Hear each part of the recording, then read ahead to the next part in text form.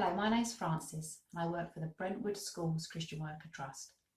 In today's story, a man was given some strange instructions. Would they really work as he was told? Let's find out.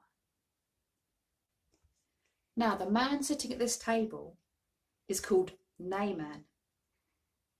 He is the commander of the army, the king of Aram. Naaman was a great man in the sight of his master and highly regarded, because through him the Lord God had given victory to the nation of Aram. Naaman was a valiant soldier, but he had leprosy, which is a terrible skin condition, very sore and very infectious. Naaman's servant girl said, "Master, if only you would go see the prophet Elisha. He will help you get cured of this leprosy."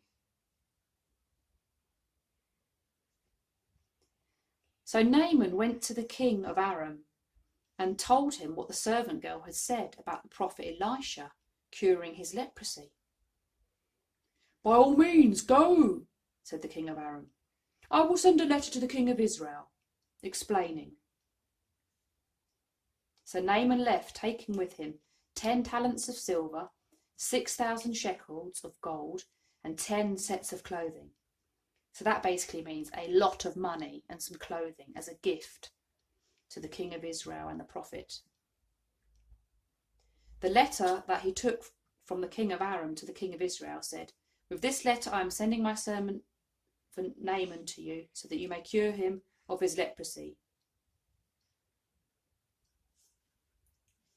So Naaman went with his horses and chariots and stopped at the door of Elisha's house. Elisha sent out a messenger to say to Naaman, "Go wash yourself 7 times in the river Jordan, and your skin will be restored, and you will be cleansed and healed." But Naaman was angry. Why didn't Elisha himself come out? Surely he would come out and call on the name of his God, wave his hand over me and cure me. And anyway, River Jordan, aren't our rivers the rivers of Abana and the rivers of Pharpar in Damascus much better than all the waters and rivers in Israel? Couldn't I wash in our rivers and be cleansed? He turned and went off in a rage.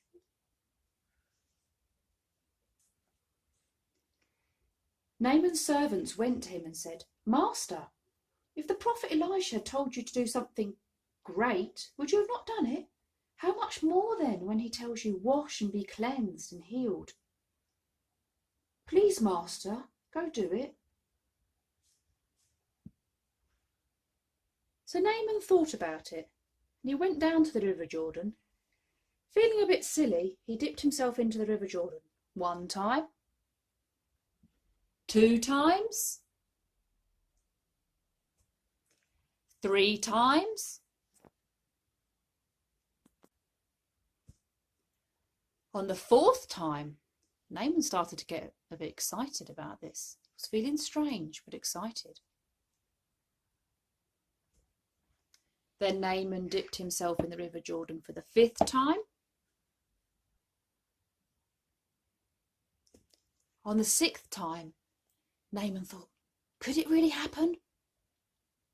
Could I really get healed?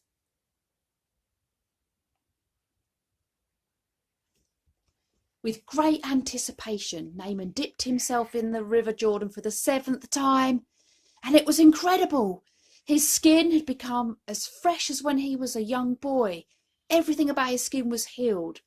He was amazed and delighted. This happened just as God's prophet Elisha had said it would happen. Naaman was so thankful and happy. I hope you enjoyed that story. Naaman was told that God, through Elisha, would heal him. He followed the instructions about washing in the river, and it worked. If you have a problem, would you be willing to try something different to sort that problem out? It might work. It might not. But the question is it worth giving it a try? See you next time. Bye.